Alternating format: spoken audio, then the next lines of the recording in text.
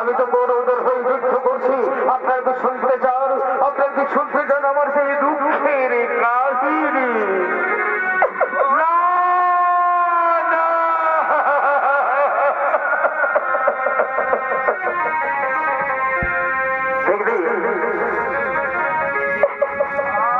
এই কৌরবের মতো আমরাও ছিলাম 100 ভাই। ধৃতরাষ্ট্রের দল, ওই মহাময় বিশ্বের দল, আমাদের 100 ভাই এবং আমাদের পিতাকে একটা অন্ধকূপ কারাগারে নিক্ষেপ করে প্রতিদিন একজনের খাবার দিতেন। সেই খাবার আমরা ভাগ করে খেতাম। সবাই দুর্বল হয়ে পড়লাম, মনে হয় আজ মরবো, মনে হয় কাল মরবো। তখন আমাদের পিতা বললেন, শোনো পুত্রগণ, আমাদের মধ্যে শুধু একজন বেঁচে থাকতে হবে, সেই খাবে এই খাবার, কিন্তু যে বেঁচে থাকবে তাকে প্রতিশোধ নিতে হবে, প্রতিশোধ নিতে হবে, ধ্বংস করতে হবে কৌরবদের। তখন আমি নিলাম সেই দায়িত্ব। আমি খাবার খেতে লাগলাম, সবল হতে লাগলাম, আর আমার চোখের সামনে আমার 99 ভাই শুধু আমার পিতা মৃত্যু বরণ করল।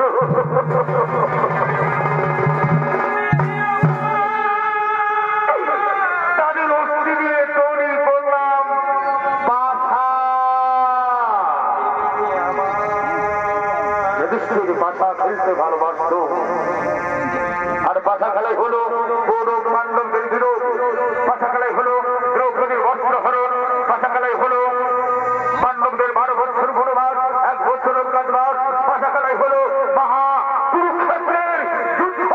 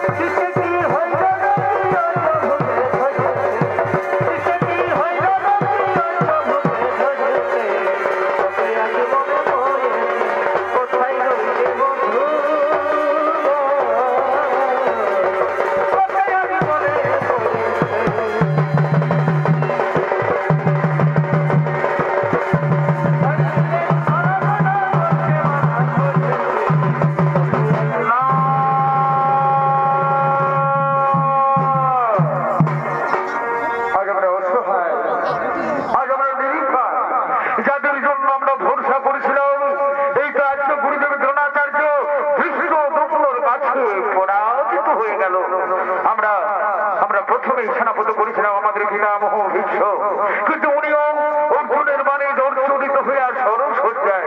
তুমি জানি কুরুক্ষেত্রে যুদ্ধে জয়ী হতে পারবো না, আগামীকাল কে হবে সেনাপতি, তাই আমি চিন্তিত।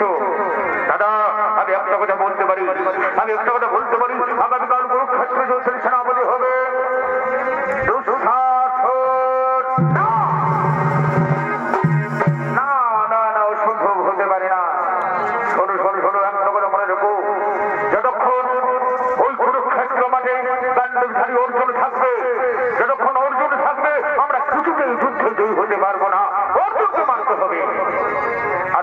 মারতে হলে এমন একজন বীরের দরকার।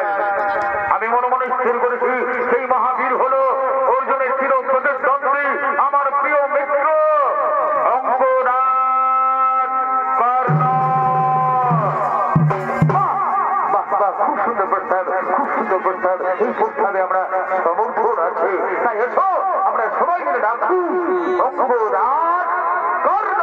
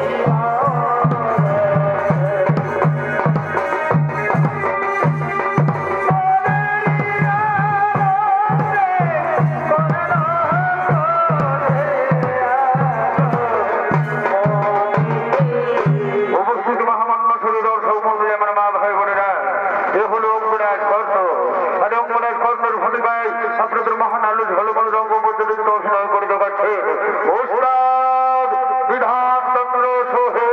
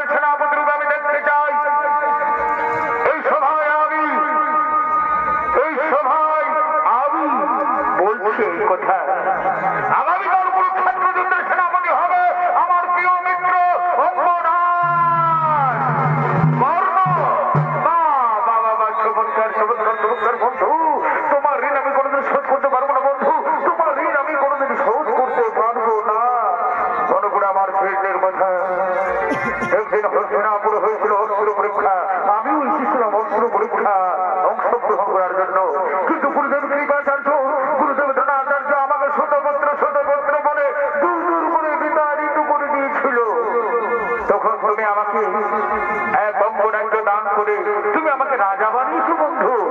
তোমার ঋণ আমি কখনো শোধ করতে পারবো না বন্ধু। আর তুমি যদি চাও আগামীকাল কুরুক্ষেত্র যুদ্ধে আমি কৌরবদের সেনাপতি হয়ে আমার প্রথম লক্ষ্য হবে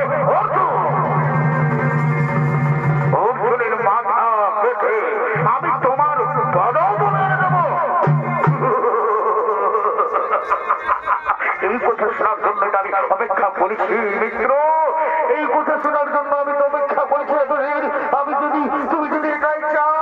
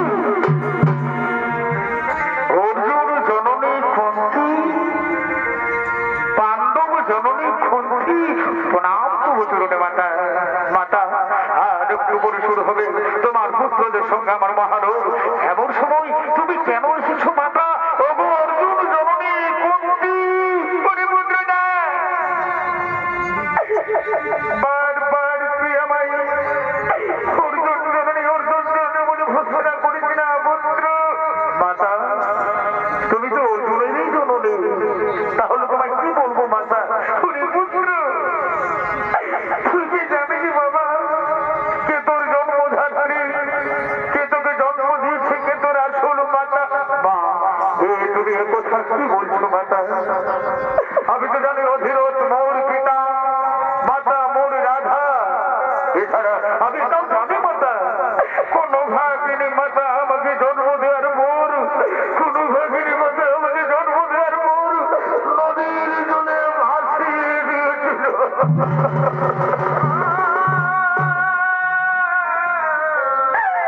তুমি কি জানো মাতা আমার সেই জন্মধাত্রীকে? পুত্র, আমি জানি পুত্রকে তোকে জন্ম দিয়েছি। তাহলে বলে দাও না মাতা, তাহলে চুপচাপ আছো কেন, নীরবে রয়েছে কেন? তুমি একবার বলে দাও না। কতবার আমি নাকি স্বপ্নে দেখেছি, যেই না মা মা বলে শুনে যায় তেমনি স্বপ্ন ভিন্ন হয়ে যায়, পাইনি আমি তাদের দেখা। তুমি একবার বলে দাও না মাতা, কে আমার জন্মধাত্রী মা? পুত্র, যার জন্য তুই পৃথিবীতে এসেছিস পুত্র, যার জন্য তুই সূর্যের আলো দেখেছিস পুত্র, যে তোর আসল মাতা, সে হলো এই অর্জুন জননী কুন্তি।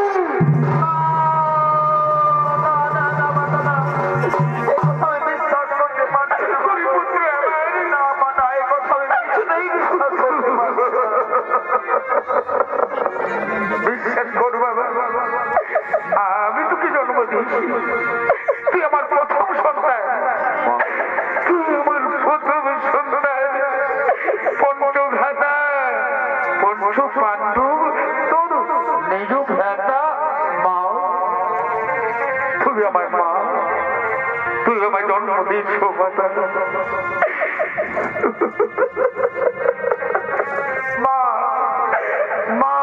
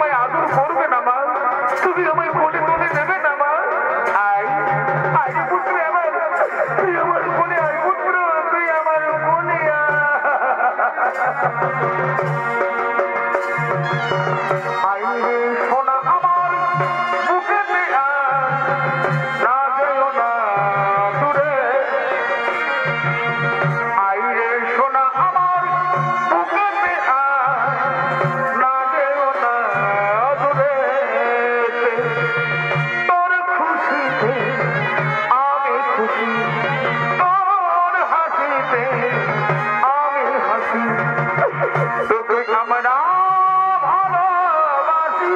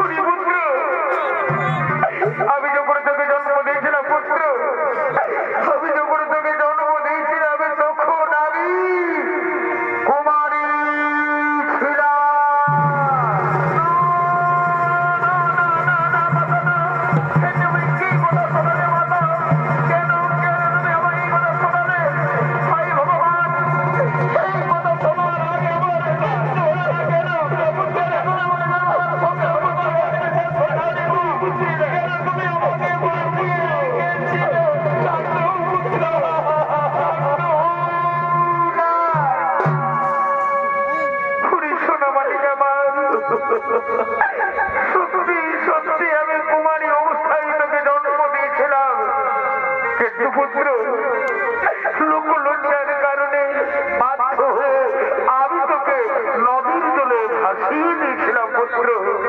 মা, তাহলে আজ তুমি কেন এসেছো আমার কাছে? আজ তুমি কেন এসেছো আমার কাছে? পুত্র আমার, আমি তোকে নিতে এসেছি পুত্র। তুই চল পাণ্ডব শিবিরে। পাণ্ডব শিবিরে আছে তোর পাঁচটা ভ্রাতা, তাদের সঙ্গে মিলিত হয়ে কেন তোর রাজ্য অধিকার, তুই হবি হস্তিনাপুরের রাজা। না মাতা, না, এ হতে পারে না মাতা, এ হতে পারে না। আমি আমার মিত্র দুর্যোধনকে বিশ্বাসঘাত করতে পারবো না মাতা। তুমি ফিরে যাও। কিন্তু কেন তুমি আমায় জন্ম দিয়েছিলে মা? এই জমি মাগো জন্ম দিলে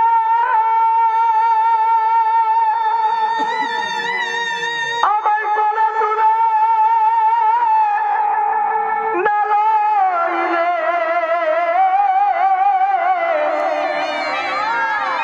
আমায় ভাসাইলে ও রাজা সলিলে গো। তবে কিবা আমার অপরাধ, আমি না পাইনি মাতৃস্থান। না পুত্র, না, তুই কথা বলিস না বাবা। এ মাতা, তুমি নিজ হস্তে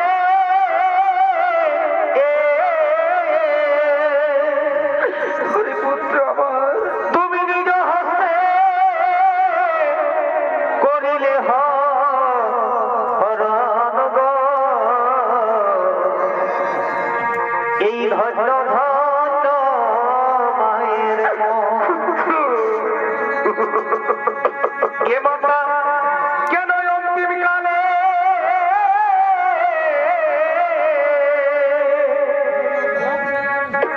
কেন অন্তিম কালে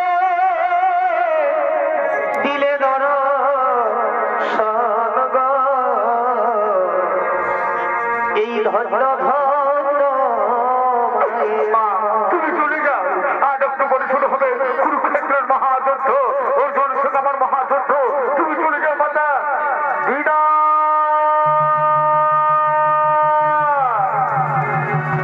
মা, আমি তোমায় কথা দিচ্ছি মাতা, অর্জুন ছাড়া আমি আমার চার ভাইকে মারবো না মাতা।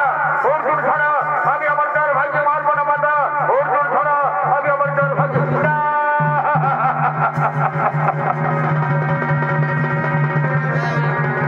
কৃষ্ণা রে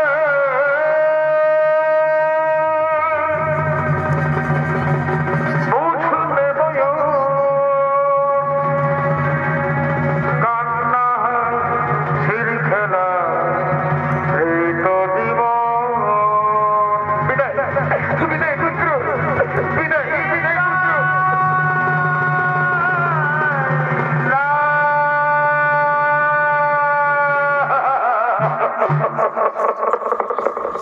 একদিকে আমার জন্মধাত্রী মা, অন্যদিকে আমার পঞ্চ ব্যথা, আর একদিকে আমার মিত্র দুর্যোধন। আমি আমার মিত্র দুর্যোধনকে কখনো বিশ্বাসঘাত করতে পারবো না। আমি বীর যোদ্ধা, আমি অঙ্গরাজ কর্ণ। কোথায় অর্জুন? সোনাই সন্তান, দেখুন তোর বাহন সম্পূর্ণ আছে।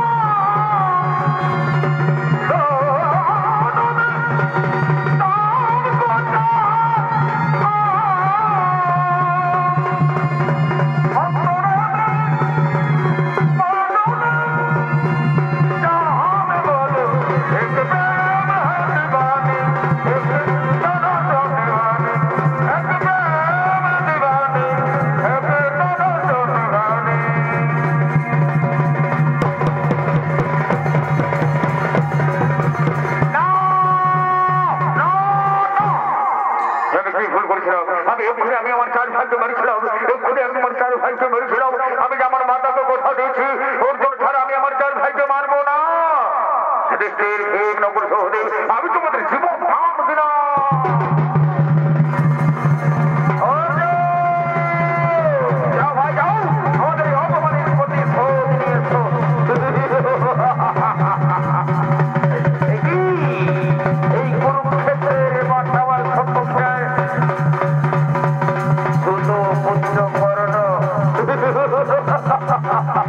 উপহাস করো না অর্জুন, উপহাস করো না। এখন শুধু একটা লক্ষ্য, যুদ্ধ। যুদ্ধ করে আমার সাথে যুদ্ধ করো। হ্যাঁ তাই হবে। বিরুদ্ধে নাহি প্রয়োজন।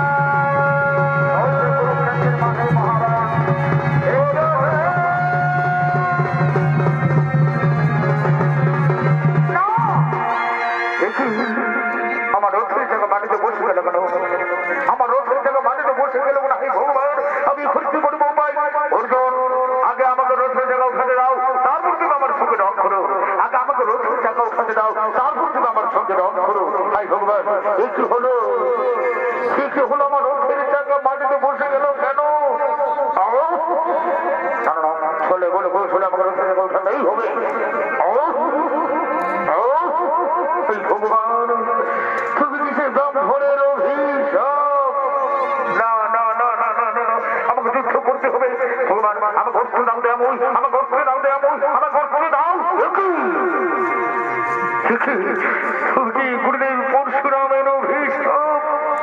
অর্জুন তুমি এখন দাঁড়িয়ে রয়েছে কেন? অর্জুন মারো, অঙ্গরাজ কর্ণকে মারো। এই তো প্রভু সুখা, আমি কেমন করে মারবো অঙ্গরাজ কর্ণকে? সে তো নিরস্ত্র। রং করা মানে তো অধর্মের কাজ না সুখা, না আমি পারবো না অঙ্গরাজ কর্ণকে মারতে, আমি পারবো না। অর্জুন ভুলে গেলে সেই দিনের কথা। এই তো কিছুদিন আগে দ্রোণাচার্য নেতৃত্বে তোমার পুত্র ভীম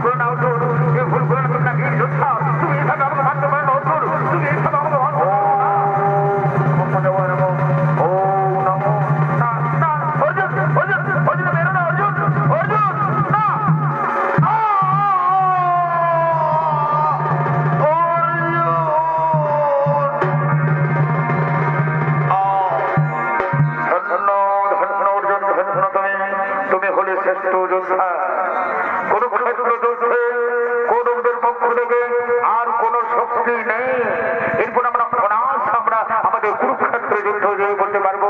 কিন্তু চলো এই সুখবর আমরা আমাদের পাণ্ডব শিবিরে দিতে চাই।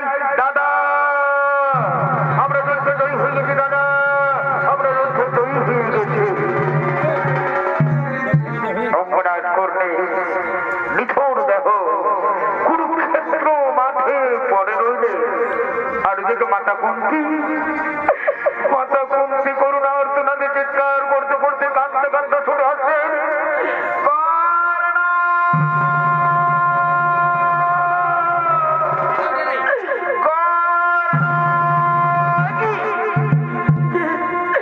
এখানে পড়ে আছে, এই তো কুরুক্ষেত্রের মাঠ রক্তে রাঙা হয়ে রয়েছে। তুমি আমার পুত্র করো না, তাই হতে পারে না। আমার পুত্র করো না, আমায় ছেড়ে চলে যেতে পারে না। কে এখানে পড়ে আছে? না, পুত্র, এইভাবে তুই আমায় ছেড়ে চলে যেতে পারিস না বাবা। দেখে বাবা, মা বলে থাকে না, পুত্র